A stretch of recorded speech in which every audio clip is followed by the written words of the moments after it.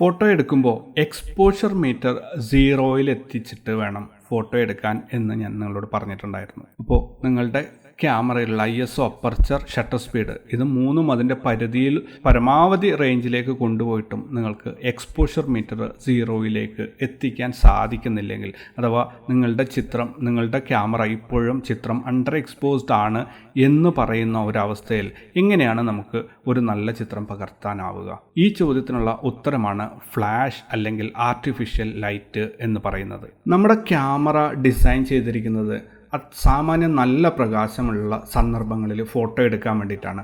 എന്നാൽ നമുക്ക് നമ്മുടെ ചുറ്റുപാടും വരുന്ന സിറ്റുവേഷൻ എന്ന് പറഞ്ഞു കഴിഞ്ഞാൽ എല്ലാ സമയത്തും നല്ല പോലെ ലൈറ്റ് ഉണ്ടാവണം എന്ന് നിർബന്ധമില്ല. പലപ്പോഴും ഇരുട്ടായിരിക്കാം, വെളിച്ചം കുറവായിരിക്കാം, അല്ലെങ്കിൽ നല്ല പോലെ വെളിച്ചം ഉള്ളതായിരിക്കാം. ഈ ലൈറ്റിൻ്റെ ഒരു ഫ്ലക്ച്വേഷൻ എന്ന് പറയുന്നത് വളരെ വലുതാണ്. ചിലപ്പോൾ തീരെ ലൈറ്റ് ഇല്ലാത്ത അവസ്ഥ വരും. പക്ഷേ നമുക്ക് ഫോട്ടോഗ്രാഫിയുടെ ഒരു റിക്വയർമെൻറ്റ് വന്നു കഴിഞ്ഞാൽ അവിടെ ലൈറ്റ് ഇല്ല എന്ന കാരണം കൊണ്ട് നമുക്ക് തിരിച്ചു പോരേണ്ട അവസ്ഥ വരാറുണ്ട്. എന്നാലും ഈ ഒരു പ്രശ്നത്തെ മറികടക്കാൻ വേണ്ടിയിട്ട് നാച്ചുറൽ ലൈറ്റായ സൂര്യപ്രകാശം ഇല്ലെങ്കിൽ ആർട്ടിഫിഷ്യലായിട്ട് നമ്മൾ വൈദ്യുത വിളക്കുകൾ ഉപയോഗിക്കാറുണ്ട്.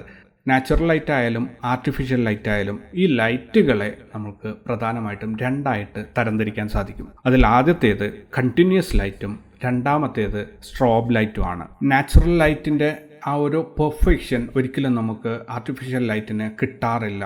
പലപ്പോഴും കണ്ടിന്യൂസ് ലൈറ്റ് ആണെങ്കിൽ കൂടി സൂര്യപ്രകാശത്തിലെടുക്കുന്ന ഒരു ഫോട്ടോയുടെ ക്ലാരിറ്റി അല്ലെങ്കിൽ അതിൻ്റെ ഒരു തെളിച്ചം നമ്മൾ ഫ്ലാഷോ അല്ലെങ്കിൽ മറ്റേത് ലൈറ്റിംഗ് സോഴ്സ്, കണ്ടിന്യൂസ് ലൈറ്റ് ബൾബായാലും ഏത് ലൈറ്റ് ഉപയോഗിച്ചിട്ട് എടുത്തായാലും നമുക്ക് ആ ഒരു പെർഫെക്ഷൻ കിട്ടാറില്ല. അത് നമ്മുടെ ആർട്ടിഫിഷ്യൽ ലൈറ്റിൻ്റെ ഒരു പരിമിതിയാണ്. ആ പരിമിതിക്കുള്ളിൽ നിന്നുകൊണ്ട് തന്നെ ഏറ്റവും മനോഹരമായ ചിത്രങ്ങൾ എടുക്കുക എന്നുള്ളതാണ് ഒരു ഫോട്ടോഗ്രാഫറിൻ്റെ ഉത്തരവാദിത്വം. അപ്പോൾ ഇനിയുള്ള സെഷനുകളിൽ നമ്മൾ ചർച്ച ചെയ്യാൻ പോകുന്നത് എന്താണ് കണ്ടിന്യൂസ് ലൈറ്റ്, എന്താണ് സ്ട്രോബ് ലൈറ്റ് എന്നുള്ളതാണ്.